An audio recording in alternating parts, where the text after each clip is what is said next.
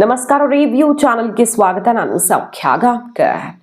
ರಾಹುಲ್ ಗಾಂಧಿ ಅವರು ಈಗ Iran Israel ಯುದ್ಧದ ಸಮಯದಲ್ಲಿ ಟ್ರೋಲ್ ಆಗ್ತಿದ್ದಾರೆ. ಯಾಕೆ? ಇಸ್ರೇಲ್ನ ಅಪೋಸಿಷನ್ ಲೀಡರ್, ಇಸ್ರೇಲ್ನ LOP ವರ್ಸಸ್ ಭಾರತದ LOP ಅಂತ.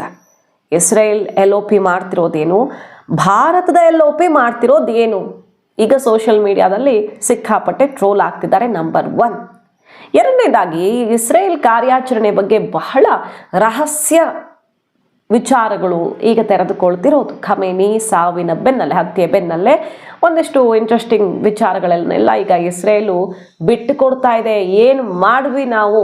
ಹೊಸದ ಕಾರ್ಯಾಚರಣೆ ಇರಾನ್ನ ಒಳಗಡೆ ಟ್ರಾಫಿಕ್ ಕ್ಯಾಮ್ರಾ ಮೂಲಕ ಹೆಂಗೆ ನಡೀತು ಅನ್ನೋದೆಲ್ಲ ತೆರೆದುಕೊಳ್ತಿದೆ. ಮತ್ತು ಭಾರತದ ವಿಚಾರದಲ್ಲಿ ದೊಡ್ಡ ಪ್ರೊಟೆಸ್ಟು, ವಿವಿಧ ರಾಜ್ಯಗಳಿಗೆ ಅಮಿತ್ ಶಾ ಅಂದರೆ ಗೃಹ ಸಚಿವರು ಸಂದೇಶ ಕಳಿಸ್ಕೊಟ್ಟಿದ್ದಾರೆ. ಎಚ್ಚರದಿಂದಿರಿ, ಇಲ್ಲೂ ಹೆಚ್ಚು ಕಡಿಮೆ ಆಗ್ಬಿಡ್ಬಹುದು, ದಂಗೆ ಏಳಿಸುವಂತಹ ಪ್ರಯತ್ನ ಕೆಲವರು ಮಾಡ್ಬೋದು. ಸೊ ಹೈ ಅಲರ್ಟ್ ಘೋಷಣೆ ಆಗಿದೆ ಎಲ್ಲ ಕಡೆಗೂ, ವಿವಿಧ ರಾಜ್ಯಗಳಿಗೆ ಸಂದೇಶ ಹೋಗಿದೆ ಅಲ್ವಾ. ಹಾಗಾದ್ರೆ ಖಮೇನಿ ಪರವಾಗಿ ಹೋರಾಟ ಮಾಡ್ತಿದ್ದಾರಲ್ವಾ, ಈ 4 ವಿಚಾರಗಳು ಇವರಿಗೆಲ್ಲ ಗೊತ್ತಿಲ್ವಾ ಅಂತ ಈಗ ಆಕ್ರೋಶ ವ್ಯಕ್ತವಾಗ್ತಿದೆ. 1 by 1 ಎಲ್ಲ ಮಹತ್ವದ ವಿಚಾರಗಳನ್ನು ನೋಡ್ತಾ ಹೋಗೋಣ. ಮಿಸ್ ಮಾಡಿದ್ರೆ ನಮ್ಮ ಚಾನಲ್ನ ಸಬ್ಸ್ಕ್ರೈಬ್ ಮಾಡಿ, ನಿಮ್ಮ ಅಭಿಪ್ರಾಯ ಕಮೆಂಟ್ ಮಾಡಿ ತಿಳಿಸಿ. ಎಸ್ ವೀಕ್ಷಕರೇ, ಮೊದಲನೇದಾಗಿ ಈಗ ಕಾಂಗ್ರೆಸ್ ಯಾವ ರೀತಿ ಖಂಡಿಸ್ತಾ ಇದೆ ಮೋದಿ ಕಠಿಣ ನಿಲುವನ್ನ. ಭಾರತ ಬಹಳ ಕ್ಲಿಯರ್ ಕಟ್ ಆಗಿ ನಿರ್ಧಾರ ತಗೊಂಡಿದೆ. ನೆತನ್ಯಾಹು ಜೊತೆಗೆ ಮಾತಾಡಿದ್ದಾರೆ ನರೇಂದ್ರ ಮೋದಿ ಅವರು. ಎಲ್ಲ ಆದಷ್ಟು ಬೇಗ ಮುಗಿಸಿ, ಅಂದರೆ ಇದೆಲ್ಲ ಸಾವು ನೋವು ಒಳ್ಳೇದಲ್ಲ ಅನ್ನೋ ಸಲಹೆಯನ್ನು ಕೊಟ್ಟು ಶಾಂತಿಯ ಪರವಾಗಿ ನಾವು ಸೈಡ್ ತಗೊಂಡಿದ್ದೀವಿ, ಯಾರ ಪರವಾಗಿ ಅನ್ನೋದಕ್ಕಿಂತ. ಬಟ್ ಇರಾನ್ ಪರ ಅಂತೂ ಸ್ಟ್ಯಾಂಡ್ ತಗೊಂಡಿಲ್ಲ ಅನ್ನೋದು ಕ್ಲಿಯರ್ ಕಟ್ ಆಗಿರೋದ್ರಿಂದಾಗಿ ಕಾಂಗ್ರೆಸ್ ಸಿಡಿದೆದ್ದಿದೆ. ಸಹಜವಾಗಿ ಈಗಾಗಲೇ ನೋಡಿರ್ತೀರಿ, ಬೇಕಾದಷ್ಟು ರಿಪೋರ್ಟ್ಸ್ ನಾವು ಕೂಡ ಇಟ್ಟಿದ್ದೀವಿ. ವೋಟ್ ಬ್ಯಾಂಕ್ಗಾಗಿ, ಶಿಯಾ ಮುಸಲ್ಮಾನರ ಓಲೈಕೆಗಾಗಿ ಈ ಹಂತಕ್ಕಿಳಿತ ಕಾಂಗ್ರೆಸ್ ಅನ್ನೋ ಆಕ್ರೋಶ ವ್ಯಕ್ತವಾಗ್ತಿದೆ. ಯಾಕಂದರೆ ಭಾರತಕ್ಕೆ ಕೇಡು ಬಯಸಿದವರು, ಭಾರತದ ಆಂತರಿಕ ವಿಚಾರಗಳಲ್ಲಿ ಪದೇ ಪದೇ ಹಸ್ತಕ್ಷೇಪ ಮಾಡ್ತಿದ್ದ ಖಮೇನಿ ಪರವಾಗಿ ಈ ರೀತಿ ಹೋರಾಟ ಭಾರತದಲ್ಲಿ ಬೇಕಾ ಅನ್ನೋ ಆಕ್ರೋಶ ಅಲ್ವಾ. ಸೋನಿಯಾ ಗಾಂಧಿ ಅವರು ಬೇರೆ ಆರ್ಟಿಕಲ್ ಎಲ್ಲ ಬರೆದು ಎಡಿಟೋರಿಯಲ್ ಮೂಲಕ ಖಂಡಿಸಿದ್ದಾರೆ ಮೋದಿ ನಡೆಯನ್ನ. ನೋಡಿ, ಇಸ್ರೇಲ್ ಲೀಡರ್ ಆಫ್ ಅಪೋಸಿಷನ್ ಏನು ಮಾಡ್ತಿದ್ದಾರೆ?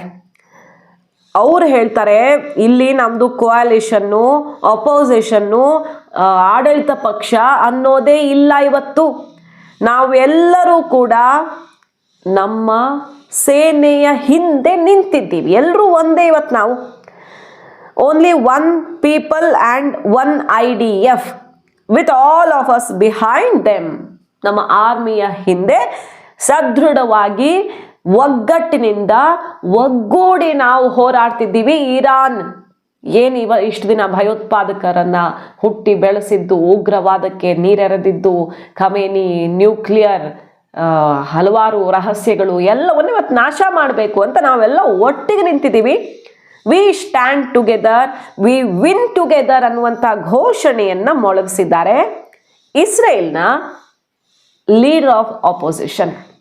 ಆದರೆ ಭಾರತದ LOP ಏನು ಮಾಡ್ತಿದ್ದಾರೆ? ನಂಬರ್ 1, ಆಪರೇಷನ್ ಸಿಂಧೂರ್ ಆದ ಸಮಯದಲ್ಲಿ ಅವ್ರು ಕೇಳಿದ್ದ ಪ್ರಶ್ನೆ, ಇಸ್ರೇಲ್ LOP ಹೇಳ್ತಿರೋ ಉತ್ತರ ಈಗ ಒಟ್ಟೊಟ್ಟಿಗೆ ಇಟ್ಟು ಟ್ರೋಲ್ ಮಾಡ್ತಾ ಇರೋದು. Modiji, what is the truth about 5 jets ಅಂತ ಕೇಳಿದ್ರು ರಾಹುಲ್ ಗಾಂಧಿ ಅವರು. Country has the right to know. 5 ಜೆಟ್ಗಳನ್ನು ಹೊಡೆದು ಹಾಕಿದ್ದಾರೆ ಅಂತ ಕಂಡವರು ಹೇಳಿದ್ದು, ಅಮೆರಿಕ ಹೇಳಿದ್ದು, ಪಾಕಿಸ್ತಾನ ಹೇಳಿದ್ದನ್ನೆಲ್ಲ ನಂಬಿಕೊಂಡು ಅದನ್ನೇ ಹೈಲೈಟ್ ಮಾಡೋದಕ್ಕೆ, ಅದೇ ವಿಚಾರವನ್ನು ಪ್ರಶ್ನೆ ಮಾಡಿ ನಮ್ಮ ದೇಶಕ್ಕೆ ಮುಜುಗರ ತಂದಿಡೋದಕ್ಕೆ, ನಮ್ಮ ಸೈನ್ಯವನ್ನೇ ಪ್ರಶ್ನೆ ಮಾಡೋದಕ್ಕೆ ಹೊರಟಿತ್ತು ಕಾಂಗ್ರೆಸ್ ಅನ್ನೋ ಆಕ್ರೋಶ ಆ ಸಮಯದಲ್ಲಿ ಸಿಡಿದಿತ್ತು.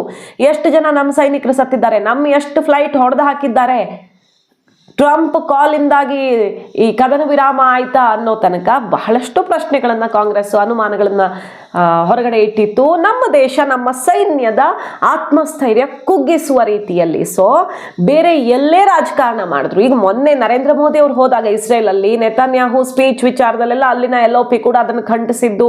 ಮತ್ತೊಂದು ರಾಜಕೀಯ ಅಲ್ಲೂ ಹಂಗಾಮ ಬೇಕಾದಷ್ಟಿರುತ್ತೆ, ಎಲ್ಲ ರಾಷ್ಟ್ರಗಳಲ್ಲೂ ರಾಜಕೀಯ ನಡೆಯುತ್ತೆ. ಮತ್ತೆ ವಿರೋಧ ಪಕ್ಷದ ನಾಯಕರು ಆಡಳಿತ ಪಕ್ಷ ಏನು ಮಾಡಿದ್ರು ಖಂಡಿಸ್ತಾರೆ, ರಾಜಕೀಯವಾಗಿ ಅದಿರುತ್ತೆ. ಬಟ್ ದೇಶ ಅಂತ ಬಂದಾಗ ತಮ್ಮ ರಕ್ಷಣಾ ವ್ಯವಸ್ಥೆ, ತಮ್ಮ ಸೈನ್ಯ, ತಮ್ಮ ದೇಶ, ಯುದ್ಧ, ಒಂದು ದೇಶದ ಮೇಲೆ ದಾಳಿ ಆಗಿದೆ ಅಥವಾ ನಮ್ಮ ದೇಶದ ನಿಲುವೇನು ಅಂತ ಬಂದಾಗ ವ್ಯತ್ಯಾಸವನ್ನು ತೋರಿಸಲ್ಲ. ನಾವು ಒಂದೇ ಅನ್ನುವ ತೀರ್ಮಾನವನ್ನು ತಗೊಳ್ತಾರೆ. ಆದರೆ ಭಾರತದಲ್ಲಿ ಮಾತ್ರ ಇದು ಹೆಂಗೆ ಸಾಧ್ಯ? ನಮ್ಮ ಸೈನ್ಯವನ್ನು ನಾವೇ ಪ್ರಶ್ನೆ ಮಾಡೋದಿಕ್ಕೆ, ನಮ್ಮ ಸೈನ್ಯದ ವೈಫಲ್ಯಗಳನ್ನು ಇದೆಯೋ ಇಲ್ವೋ ಇಲ್ಲದೇ ಇರೋದನ್ನು ಎತ್ತಿ ಹಿಡಿಯೋದಿಕ್ಕೆ ಏರ್ ಸ್ಟ್ರೈಕು, ಸರ್ಜಿಕಲ್ ಸ್ಟ್ರೈಕು ಅವತ್ತು ಪ್ರಶ್ನೆ ಆಯಿತು. ಹಾಗೆ ಪುಲ್ವಾಮಾ ದಾಳಿಯಾದಾಗ ಅಲ್ಲೂ ಅನುಮಾನ ಬಂತು. ಅದಕ್ಕೆ ರಿಟಾಲಿಯೇಷನ್ ಬಗ್ಗೆ ಪ್ರಶ್ನೆಗಳು ಬಂದವು. ಮತ್ತು ಅದಾದ ಮೇಲೆ ಈಗ ಪಹಲ್ಗಾಮ್ ದಾಳಿ ಸಮಯದಲ್ಲೂ ಅದರ ರಿಟಾಲಿಯೇಷನ್ಗೆ ಏನೇನಾಯಿತು ನೋಡಿದ್ದೀವಿ. ಇದೆಲ್ಲ ಹೇಗಾಗೋಕ್ಕೆ ಸಾಧ್ಯ? ನಮ್ಮ ದೇಶ ಅನ್ನುವಂಥ ಒಂದು ಹೆಮ್ಮೆ ಇರೋರು, ಪ್ರೀತಿ ಇರೋರು, ದೇಶಭಕ್ತಿ ಇರೋರು ಇದನ್ನೆಲ್ಲ ಮಾಡೋಕೆ ಸಾಧ್ಯನಾ? ಚೀನಾ ನಮ್ಮ ಭೂಮಿಯನ್ನು ಕಬಳಿಸಿದೆ ಅಂತ ಹೇಳಿದ್ದಕ್ಕೆ ಸುಪ್ರೀಂ ಕೋರ್ಟೇ ಚಾಟಿ ಬೀಸಿತ್ತು. ಭಾರತೀಯನಾಗಿ ಹಿಂಗೆ ಮಾತಾಡೋಕ್ಕೆ ಸಾಧ್ಯನಾ ಅಂತ ನೆನಪು ಮಾಡ್ಕೊಳ್ಬಹುದು. ಇದು ಈಗ ಟ್ರೋಲ್ ಆಗ್ತಿದೆ.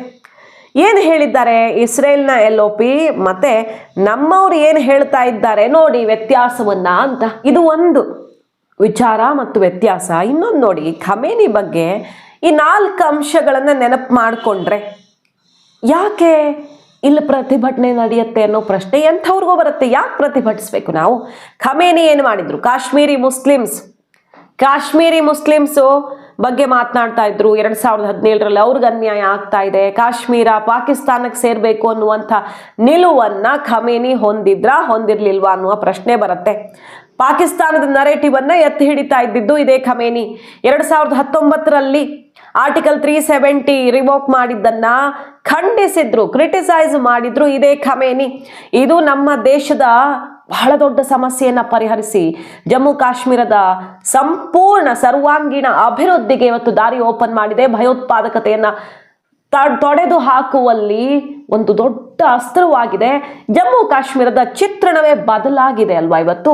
ಅದೇ ಆರ್ಟಿಕಲ್ 370 ವಿರೋಧಿಸಿದ ಒಮರ್ ಅಬ್ದುಲ್ಲಾ ಅವರೇ ಮೆಚ್ಕೊಳ್ತಿದ್ದಾರಲ್ವಾ. ನಮಗೆ ಗೊತ್ತು ನಮ್ಮ ದೇಶದ ಒಳಗಿನ ವಿಷಯ ಏನು ಅಂತ.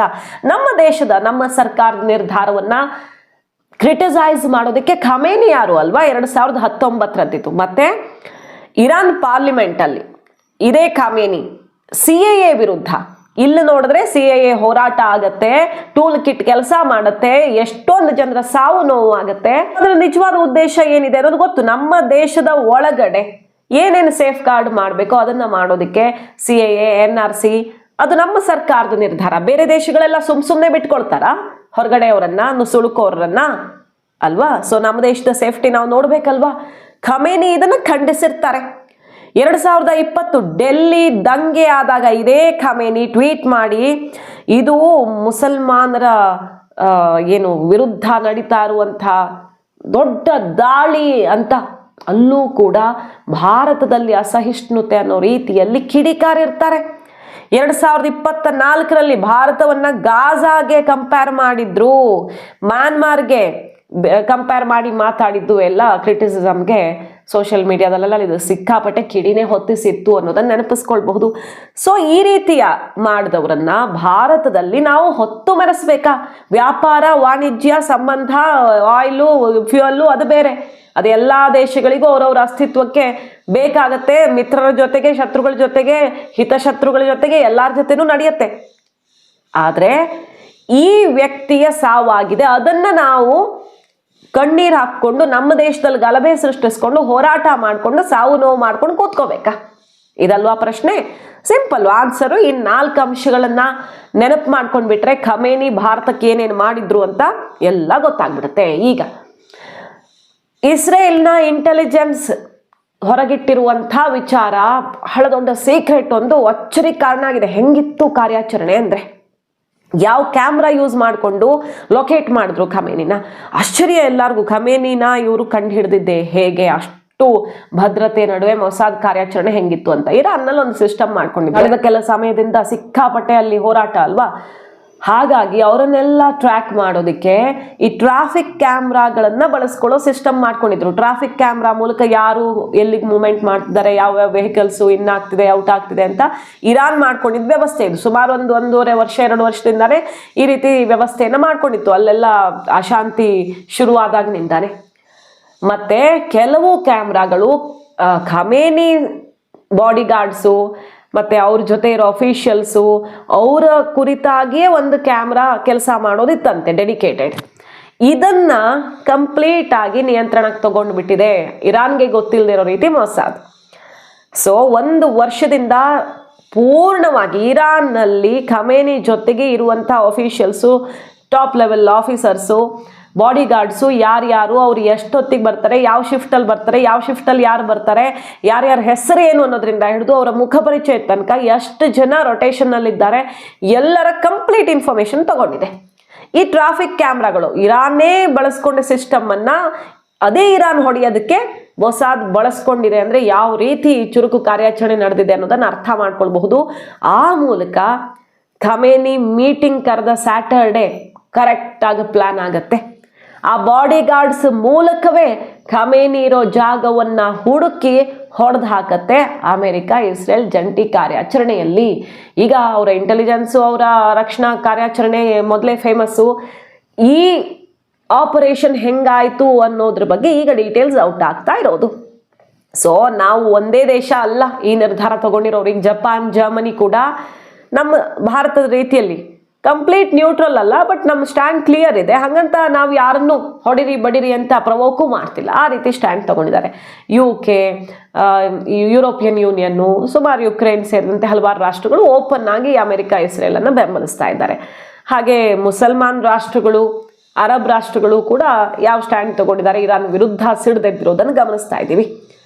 ಸೊ ಈಗ ಇಷ್ಟೆಲ್ಲದರ ನಡುವೆ ಎಲ್ಲರೂ ಅವರವರ ಭವಿಷ್ಯದ ಲೆಕ್ಕಾಚಾರ ಮಾಡ್ಕೊಳ್ಳೋದು ಬಿಟ್ಟು ವೋಟ್ ಬ್ಯಾಂಕ್ ಲೆಕ್ಕಾಚಾರ ಮಾಡ್ಕೊಳ್ಳೋಕೆ ಸಾಧ್ಯವಾ ಅನ್ನೋದೇ ದೇಶದ ಒಳಗಡೆ ಸಿಡಿದಿರೋ ಆಕ್ರೋಶ.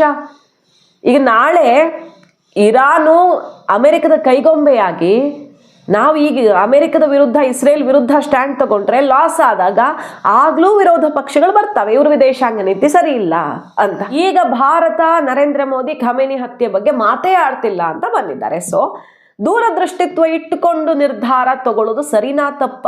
ಮೋದಿ ವಿರೋಧಿಗಳೇ ಅಂದರೆ ಎಕ್ಸ್ಪರ್ಟ್ಸ್ ಇದನ್ನ ಹೊಗಳುತ್ತಿದ್ದಾರೆ. ಎಸ್, ಈ ಸಲ ನಮ್ಮ ಸ್ಟ್ಯಾಂಡ್ ತುಂಬ ಕರೆಕ್ಟ್ ಆಗಿದೆ, ಇದೇ ನಮಗೆ ಬೇಕಾಗಿರೋದು ಭವಿಷ್ಯದಲ್ಲಿ ಅಂತ. ಕಾದ್ ನೋಡೋಣ.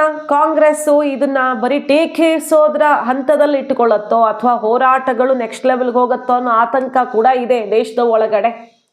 ಮಾಹಿತಿ ಇಷ್ಟ ಆಗಿದ್ರೆ ಮಿಸ್ ಮಾಡಿದ್ರೆ ನಮ್ಮ ಚಾನಲ್ನ ಸಬ್ಸ್ಕ್ರೈಬ್ ಮಾಡಿ, ನಿಮ್ಮ ಅಭಿಪ್ರಾಯ ಕಮೆಂಟ್ ಮಾಡಿ ತಿಳಿಸಿ. Thank you.